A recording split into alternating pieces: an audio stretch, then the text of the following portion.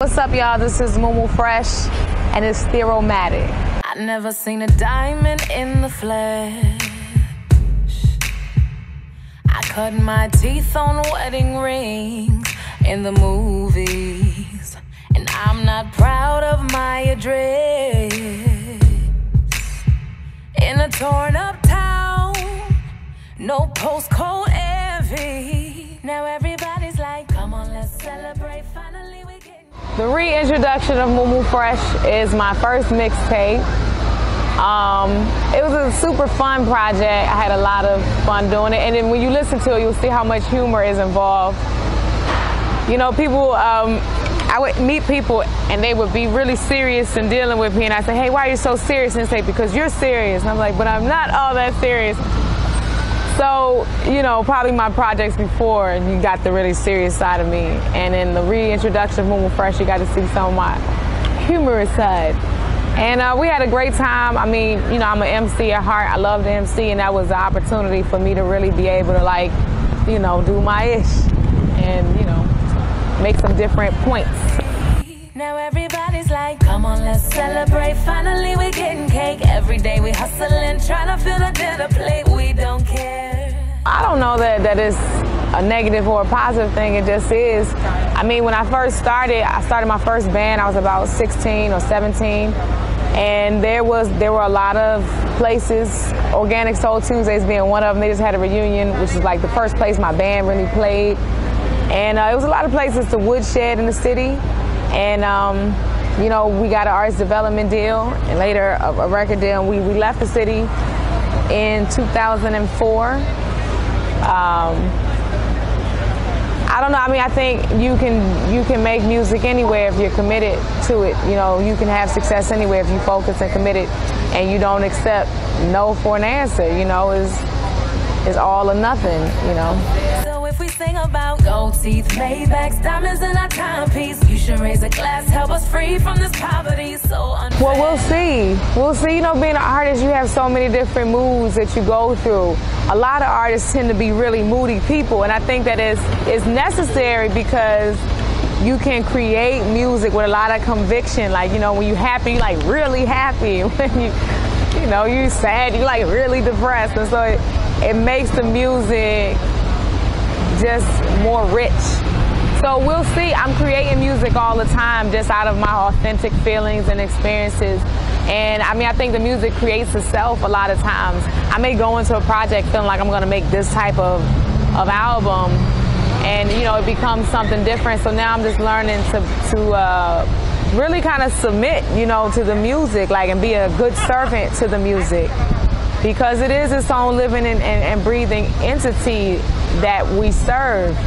And I think, you know, the better of a servant you are to it, it'll do right by you, you know? And it is more authentic and it's more real, and other people can connect with it more. Cause we're already royal.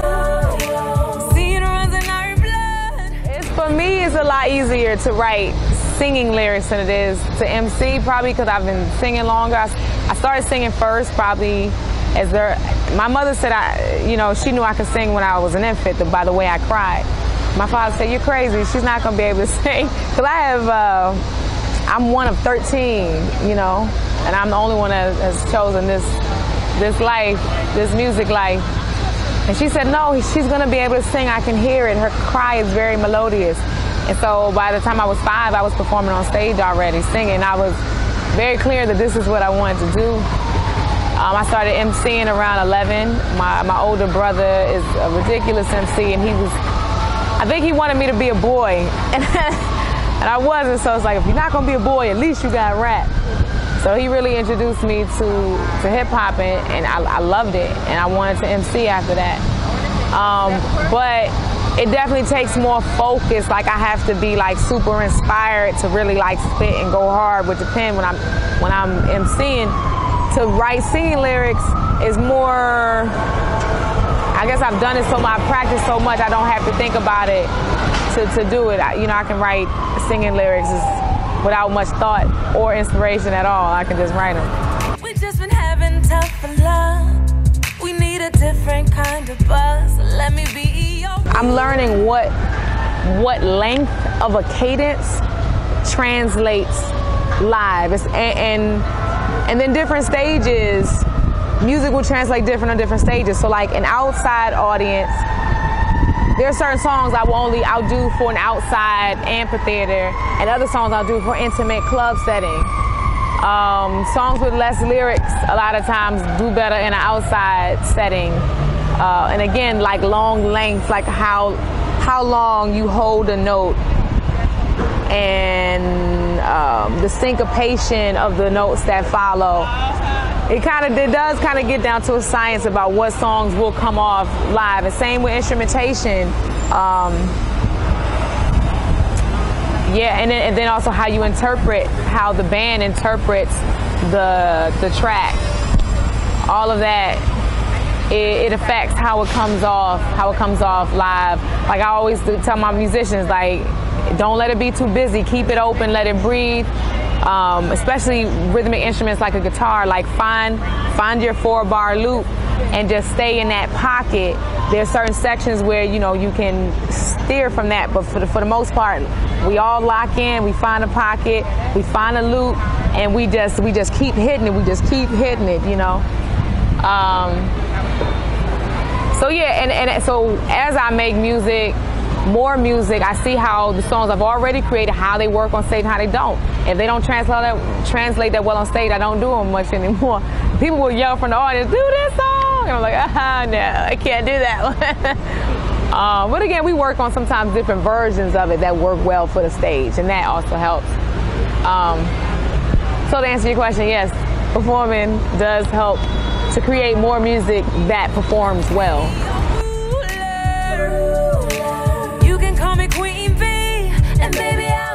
Sometimes I do have a DJ along with the band, but I almost never perform without live instrumentation. I feel trapped if I have to perform to an instrumental that's already been mapped out and is stagnant and it can't breathe or grow or live. Because in the middle of a song, I might be like, I'm not feeling this.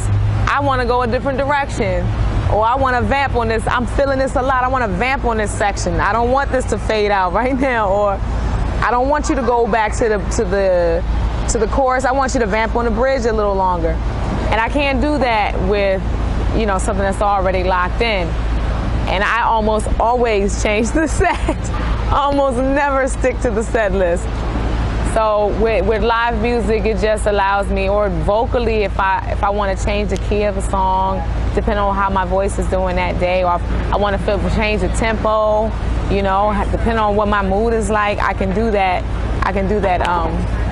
With live music. We count our dollars on the train to the party. I don't classify myself as one thing or another.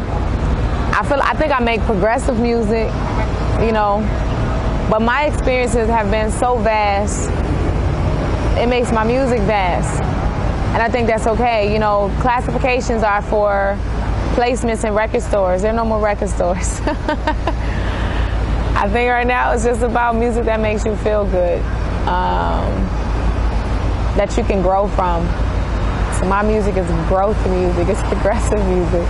And I let everybody else, other people can decide what genre they feel like I am. Everyone who knows us knows that we are, because we say we are. Now everybody's like, come on, let's celebrate. Finally we're getting cake. Every day we hustling, trying to fill the dinner plate. We don't care.